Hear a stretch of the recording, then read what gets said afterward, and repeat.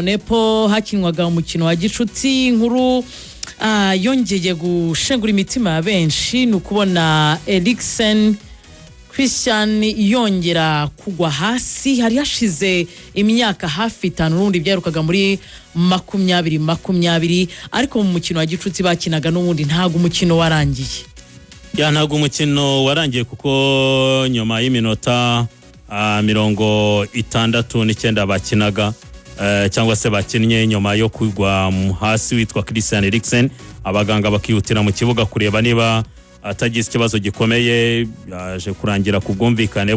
ku ma equipe yombi umukino uhagaritswe byari ibitego bibiri by'ikipe y'igihugu ya Denmark